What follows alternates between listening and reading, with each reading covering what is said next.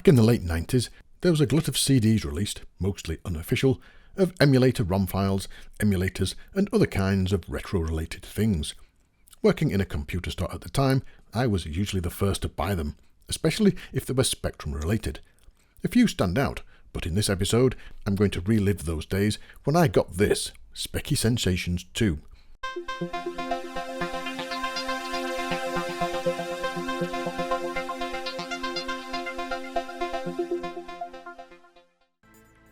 I can't find the year of release, although some sources say 1996, but let's just say late 90s. The cover is nice, with a bit of early ray tracing going on. On the back, we get some screenshots of various Spectrum games, along with a list of contents, and a note saying that to the best of their knowledge, all files on the disc are public domain. Oh dear.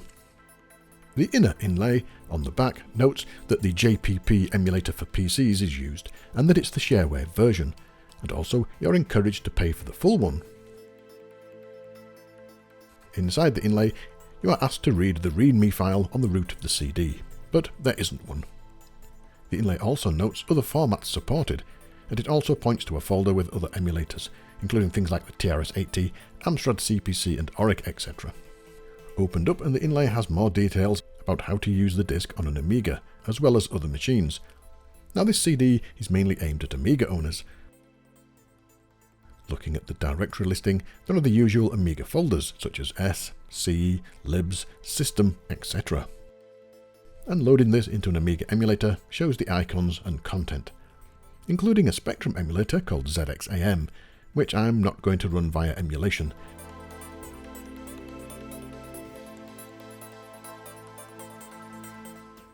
I did try, but it was not good. Tiny window and most of the sound was missing.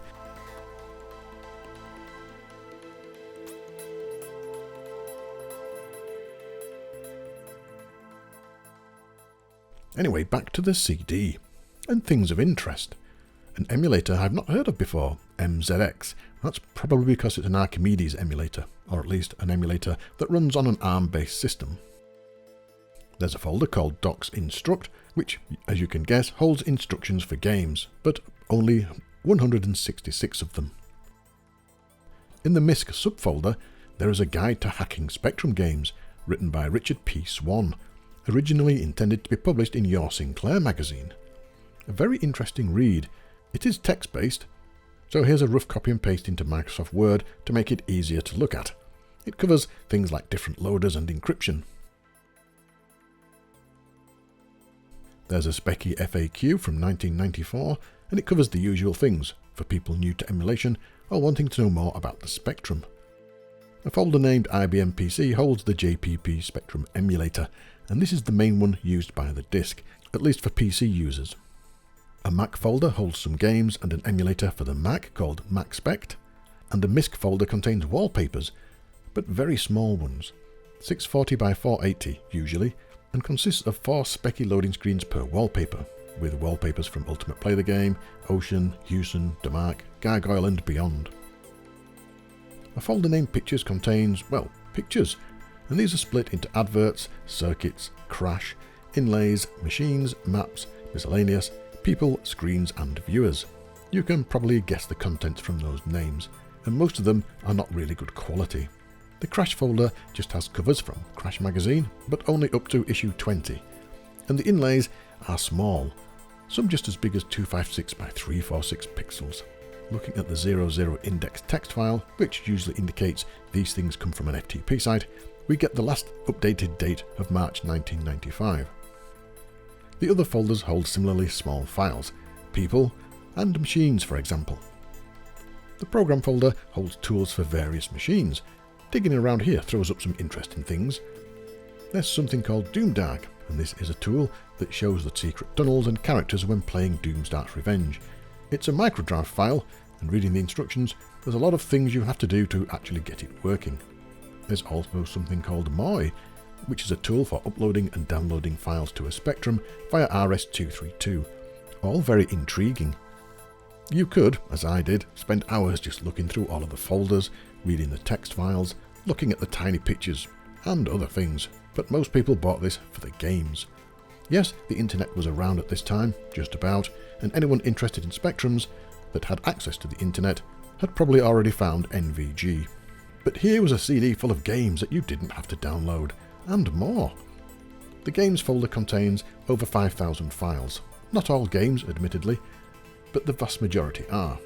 They are split into letters for easy access, and most of them are either SNA files or Z80 files. The one subfolder that caught my attention was Demos, and as you can guess, it holds demos, early demos, around 230 of them. Now this is a treasure trove.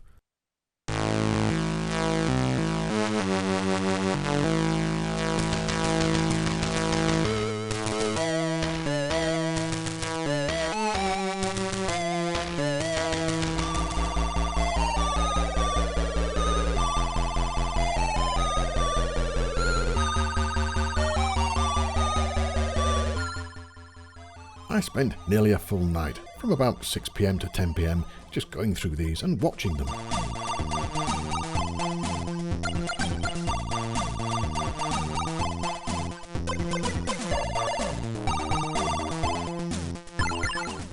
Some are adult in nature, and you have to be prepared. Certainly don't have children around if you're delving into this folder.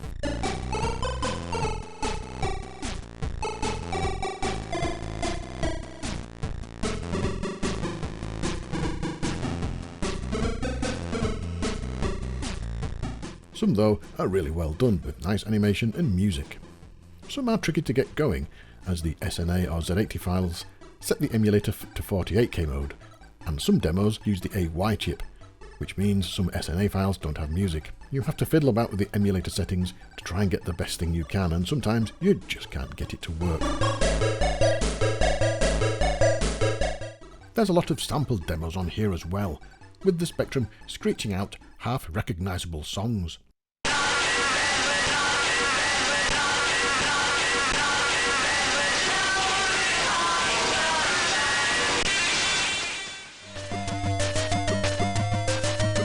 Overall, I really enjoyed working my way through this CD, and there's a lot more in my collection that may drop into the spotlight in later episodes.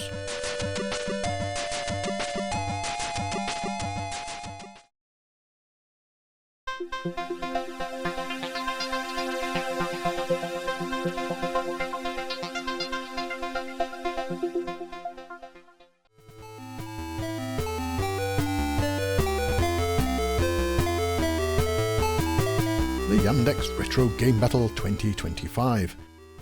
Every year, Yandex run a competition to find the best Spectrum game. There are real prizes to be won as well, so it always attracts some fantastic productions, and this year it was no different. Here is Asymmetry. I'll just leave the intro running for a while because it reminds me of something that I can't quite pin down.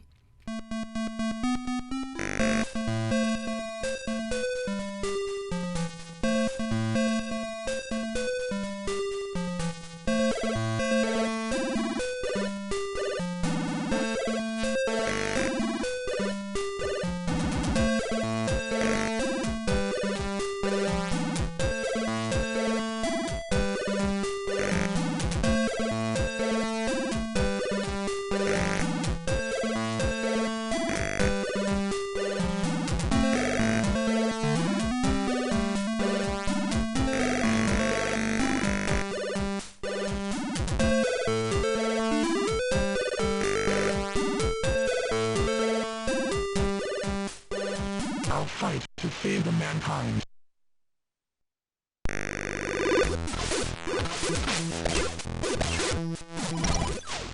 The game feels familiar. It's a bit like Seraphina and a bit like Metal Man Reloaded. The sprites are large and the graphics and sound are superb.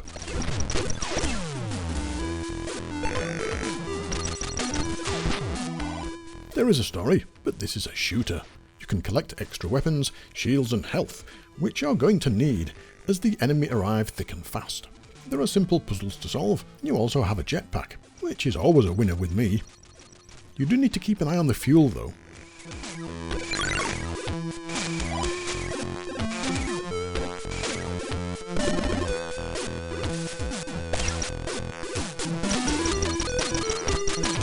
Overall, a superb game. Moving Moving on to something a little different then, but equally as impressive, at least when you get further into the game.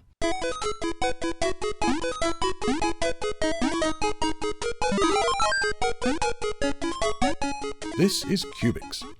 It starts as a nice little platform game. You have to move upwards using the blocks to form further platforms that you can jump on, collecting various things as you go.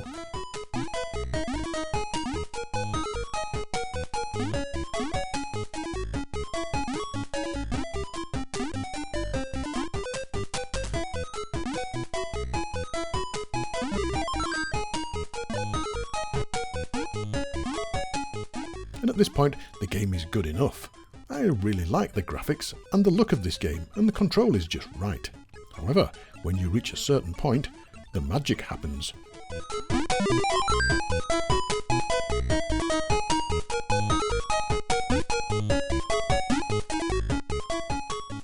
The game turns 3D, and this is very impressive. It reminds me slightly of Nebulous. This is one to certainly have a go at.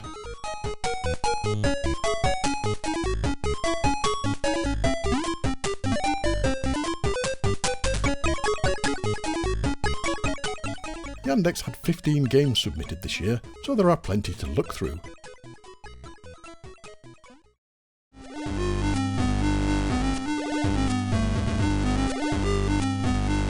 Track type. Point-to-point event type. Time trial. Good luck. Go. Here is Travel Unlimited, a great racer that looks like it uses the engine of a previous game called Travel Through Time Volume 1.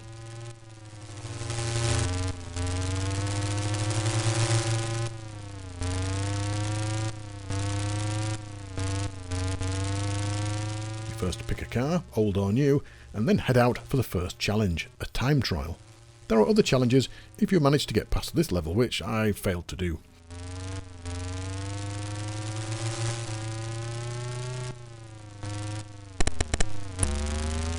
The graphics are brilliant, and gameplay is just what you want from a racer. Sound is used really well, the engine sounds good, and I like the effect when you hit the small cones at the side of the road. Another great game then. Check out the rest of the games using the URL on screen.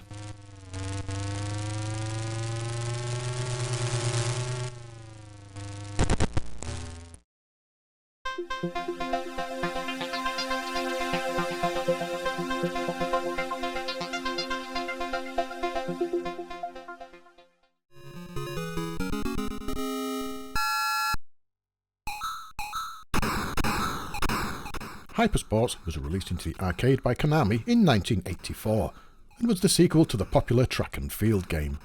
It had 7 events: swimming, skeet shooting, long horse, archery, triple jump, weightlifting and pole vault. The machine also featured speech, adding to the experience, which still revolved around the left-right button matching technique, although some events drifted slightly away from this. In 1985, Imagine Software, not the real one, that went bust in 1984, but the Imagine Software that Ocean bought the license to, released the game on the Spectrum. Obviously this will be going up against the famous and very popular Daley Thompson's game. Could it compete? We start with swimming, and this involves pressing left and right to work your way up the pool, and occasionally you have to breathe when prompted using the fire key.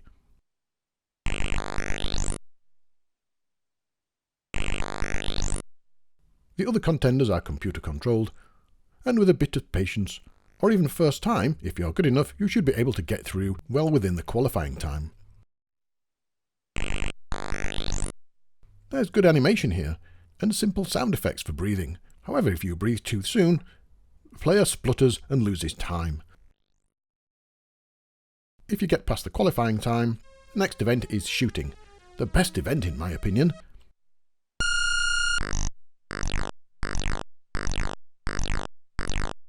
Here you have 2 sights, left and right, and the skeets appear from either left or right hand side of the screen. You simply press fire when the skeet is in the sights. The targeting is automatic.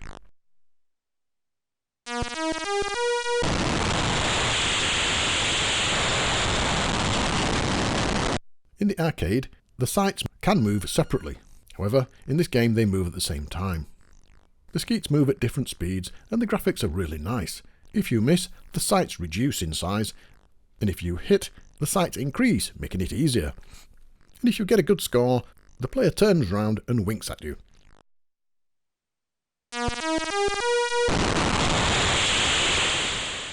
If you get past that, you're then onto one of the hardest events, the vault.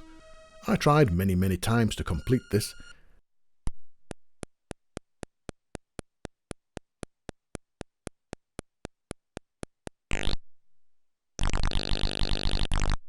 Eventually, after 10 minutes of reloading, I managed it. You press fire once to start running, and then when you're on the springboard, you press fire again. You fly through the air, and when you get to the horse, you press fire again to bounce off of it, and then use left and right to spin, and hopefully land on your feet. There's nice animation throughout this, including running and jumping. Moving on, and next is archery. The first thing you need to do is set the wind speed. This is just pressing the button and hoping the random numbers fall in your favour. Then a target moves down the screen on the right hand side. Pressing fire and holding it for a certain amount of time will set the angle and the arrow fires across the screen, hopefully hitting the target in the centre.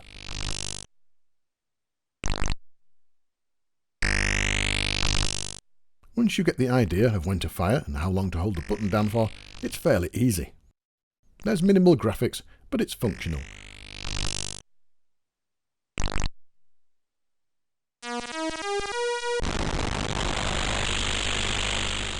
As with all the levels, the graphics and layout are the same as the arcade version, but obviously with less colour. Next we get onto the triple jump. Left and right running again, and then you hit fire and hold down to get an angle usually about 45 degrees, and then the same for the second jump and the third jump. I never managed to get that, I always managed about 50 degrees, but hey-ho, I qualified.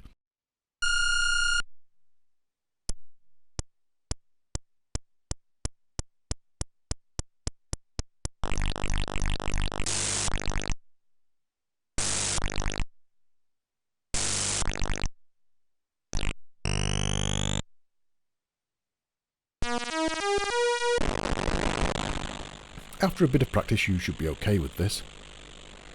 And finally, the poorest event for me, weightlifting.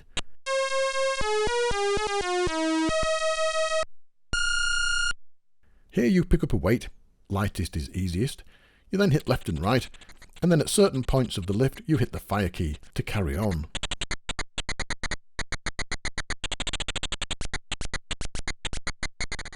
Eventually you get the weight above your head and you have to keep using left and right until the judges mark it complete. And this is tricky and tiresome. Obviously if you go for heavier weights it gets more difficult. The arcade moves onto the pole vault at this point, however this is not in the Spectrum version. Overall though, the game is great with only a few events that get annoying.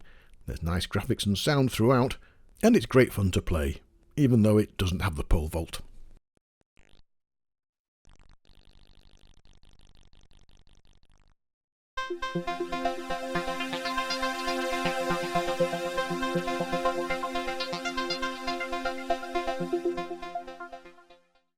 So what are we talking about today, Paul? We're talking about sports games. I've just done a review of Hypersports, and of course the other famous one was Daley Thompson, all his 3 games.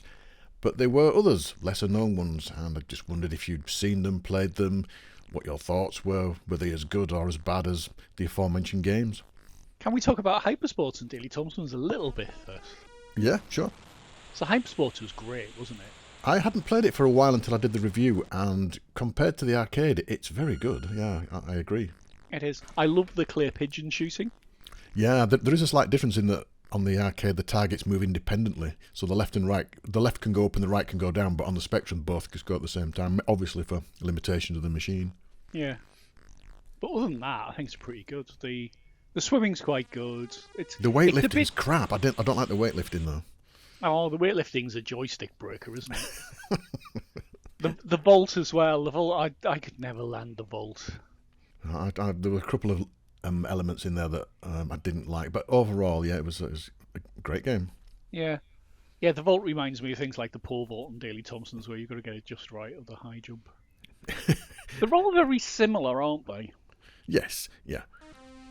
waggle joystick and press a button. Although the one that when you said we were going to do this, the one that really sprang to mind was Micro Olympics by I can't remember who it was by. Apparently, it's got 11 challenging events according to the inlay.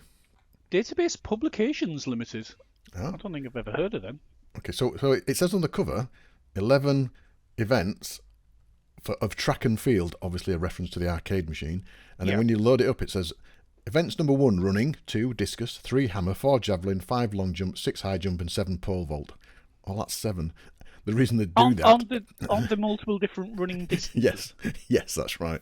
I was going to say, when you play it, there are multiple things under each category, or some categories anyway. Yeah, and I think all the running ones are joystick wagglers, so if you do a long one, it takes forever. And the other thing that really sticks in my mind about it is that the computer goes before you. Right. So the computer goes before you, and you've got to wait for it. And the throwing events, like the discus and the hammer, you do this weird concentration thing.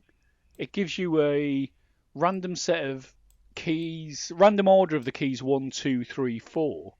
Oh, and you've yes, got to press them at the right time. You've got to get like the timing right of pressing them to keep your concentration on before you take the throw. And you've got to watch the computer do that, and it's like a minute or something you've got to concentrate on before you do it. It's so boring. Why did they do that?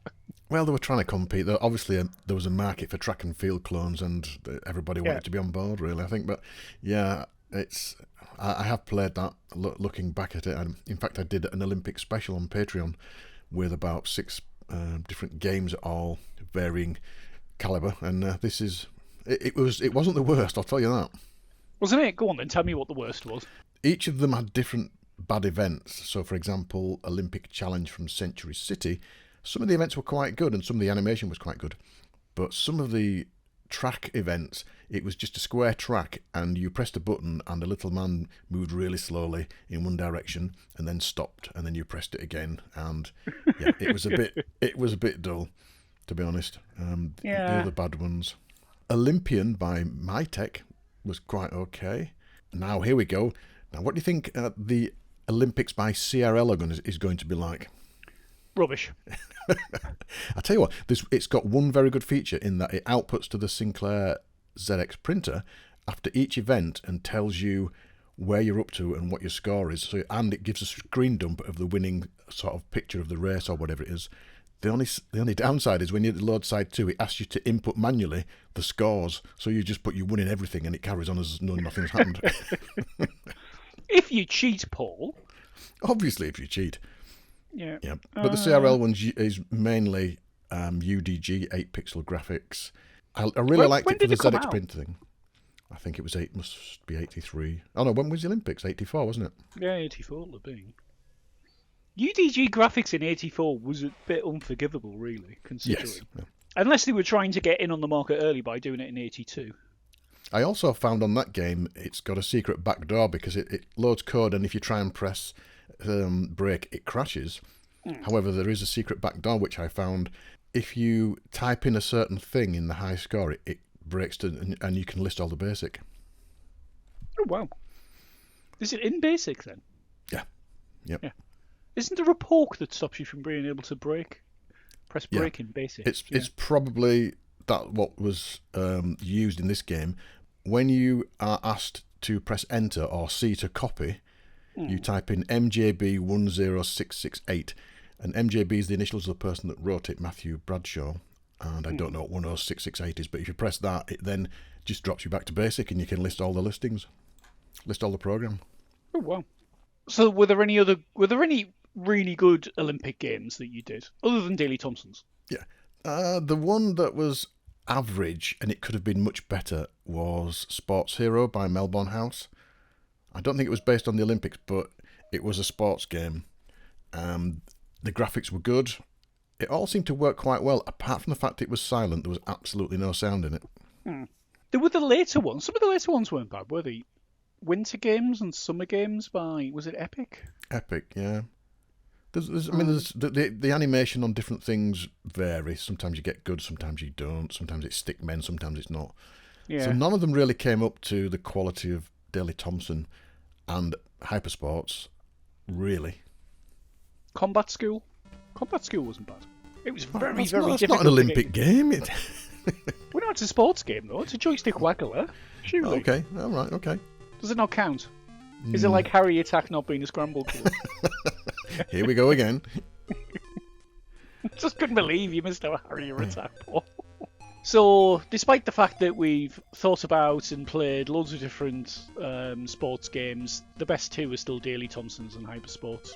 In my opinion, yes. And in mine, so it must be true.